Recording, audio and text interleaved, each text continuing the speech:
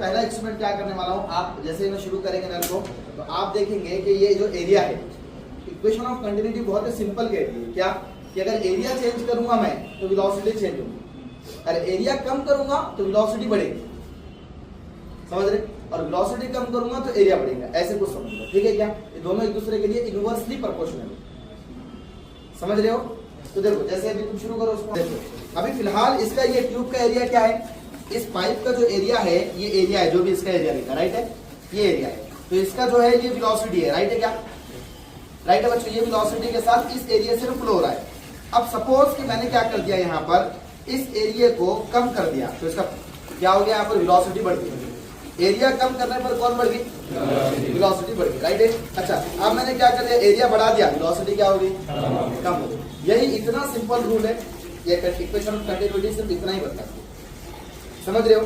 लेकिन इसके जरिए से कुछ एक्सपेरिमेंटल आपको समझ सकते हैं क्या, जैसे एग्जांपल के तौर पर इसको क्लोज कर दो, वहां से बंद करो,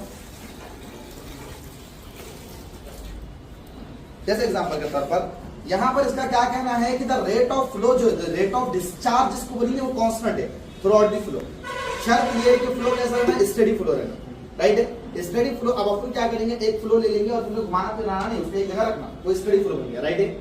आप वहां शुरू करना, उसको एक सेट कर देना पोजीशन पर, और वही आपको जो है तो वेलोसिटी मिलने वाली है। अब अपन क्या करेंगे, आप इतना समझ गए ना, एरिया चेंज करने पर वेलोसिटी बढ़ जाएगी, राइट, एरिया कम तो वेलोसिटी, एरिया कम तो वेलोसिटी, और एरिया ज्यादा तो वेलोसिटी, इतना समझ में आ रहा है अच्छे से। अच्छा सुनो, मैं जो आपको इसका प्रूफ बताने वाला हूँ कि भाई वेलोसिटी कम हो ज्यादा हो, एरिया उसको कैसे मैनेज करता है, एरिया कम हो ज्यादा हो, वेलोसिटी कैसे मैनेज करती है, और ओवरऑल डिस्चार्ज जो है वो कैसे कांस्टेंट आता है, मैं तुम्हारा समझाने वाला हूँ, ठीक है।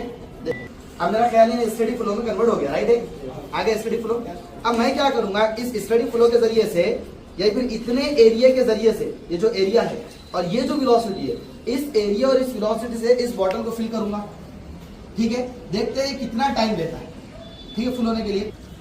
1 2 3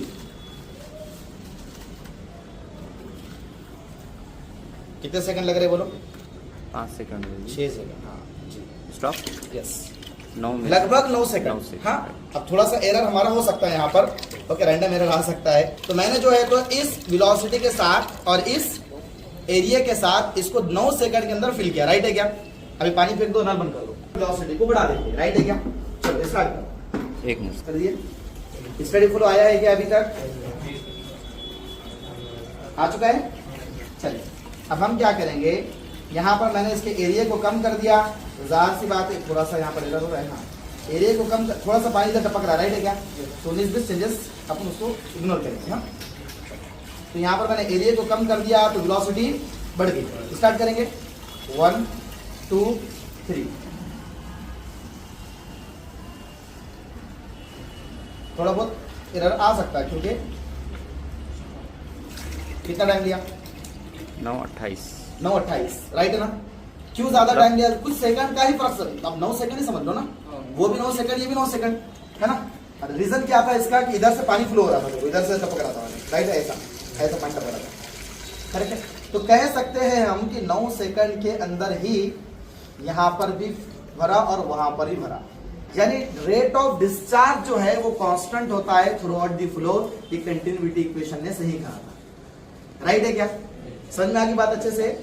अगर कोई ये समझता मिसाल के तौर पर अपने घर के अंदर कि भाई कि फ्लो को ऐसा रखने के बजाय मैं ऐसा करूंगा तो फास्ट भरेगा, उसकी बेवकूफी है।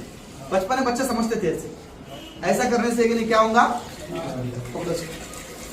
अगर ऐसा फ्लो दूंगा मैं, प्रेशर स्पीड बढ़ा के दूंगा तो जल्दी भरे देगा, ऐसा लगता था, लेकिन ऐसी कोई बात नहीं है, ये कंटिन्यूटी ने अपने को प्रूव कर दिया। यस और नो, समझ आ गया अच्छे से, ठीक है सर। अब इसको हम बोर्ड पे समझेंगे।